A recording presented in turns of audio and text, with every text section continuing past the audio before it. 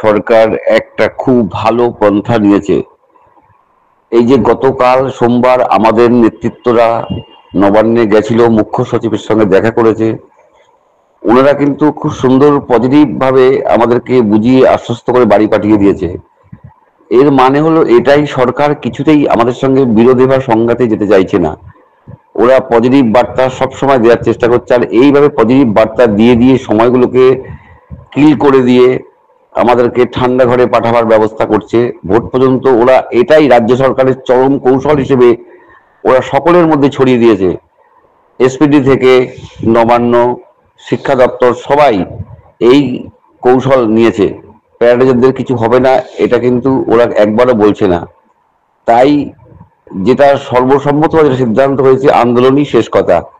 তাই প্রত্যেক জন, আমাদের সার্কেলে যদি 180 জন পার্শ্ব শিক্ষক থাকে, এই 180 জনকেই সব কিছু ভুলে গিয়ে যদি রাস্তায় নামতে পারে, এইরকম প্রতিটা ব্লক, প্রতিটা জেলা সবাইকে একযোগে রাস্তায় নামতে হবে।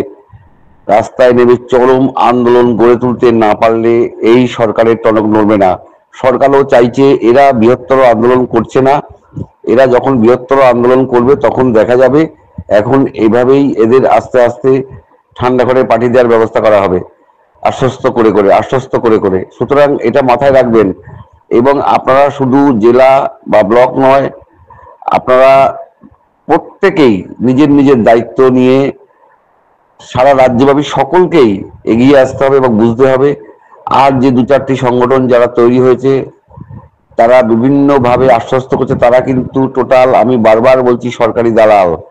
তাদেরকে নিযুক্ত করে রাখাই হয়েছে বিভিন্ন আন্দোলনগুলোকে ভাঙার জন্য এবং এই আন্দোলন বিমুখ করে তোলার জন্য কিছু অলস যারা ঘরে বসে থেকে বিপ্লব করে, সেই শ্রেণীকে নিরস্ত করিয়ে রাখা বা মুখ বন্ধ করে রেখে একটা বিশাল আশায় আশায় দিন প্রহর গুনে সময়টাকে শেষ করে দেবে, এইরকম একটা চিন্তা ভাবনা। সুতরাং আমরা মনে করি পার্শ্ব শিক্ষকরাই পারবে। আমরা যদি আবারও সর্বশক্তি নিয়ে আমাদের ব্লক থেকেই শুরু করি না কেন, জেলা রাজ্য সবাই মিলে ঝাঁপিয়ে পড়ে একটা সুন্দর প্রতিরোধ গড়ে তুলতে পারি, সরকারের কে বোঝাতে পারি আমরা ইউনাইটেড, আমরা ঐক্যবদ্ধ, তবেই কিন্তু আমাদের দাবি আদায় হতেই হবে।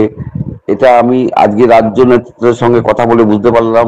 ওরা যে বার্তা দিল, খুব শিগগিরই কালী পুজোর পরে যদি সরকার আমাদের কিছু না করে, আমরা চরম আন্দোলনের জন্য লাগাতার লেগে থেকে একদম পুরো নভেম্বর, ডিসেম্বর, জানুয়ারি মাস পর্যন্ত আমরা যাতে কর্মসূচি পালন করতে পারি, তার জন্য সবাই প্রস্তুত হন। কি সিএল গেল, কি মেডিকেল গেল, এই সমস্ত অজুহাত দেখাবেন না। শরীর খারাপ সবার আছে, আমি একজন হার্টের পেশেন্ট হয়েও আমি রাতে ঘুমোতে পারি না, অত্যন্ত কষ্টে দিন যাপন করি।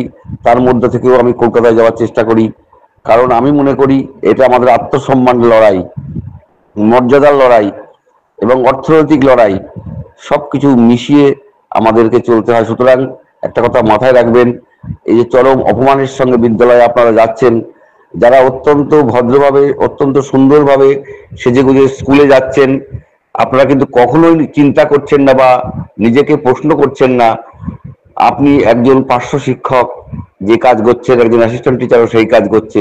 অথচ এত বেতন বৈষম্য, এত অসাম্য, এত শোষণ, এগুলো কিছুই আপনাদের গায়ে লাগে না।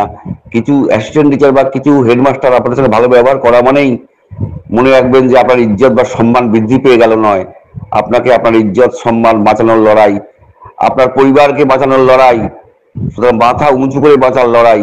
এই লড়াইয়ে সবাই সামিল হবেন এবং সমস্ত কিছু ভুলে গিয়ে মনে রাখবেন, না কাঁদলে মাও তার বাচ্চাকে দুধ দেয় না। এই সরকারও তাই, অনেক কথা বলবেন, আপনাদের নানাভাবে ভাঙার চেষ্টা করবে, কিন্তু আপনারা ভাঙবেন না, ইউনাইটেড থাকবেন এবং ঐক্যবদ্ধ লড়াই পারে এই মুহূর্তে আমাদের সেই কাঙ্ক্ষিত জিও ছিনিয়ে আনতে। নমস্কার।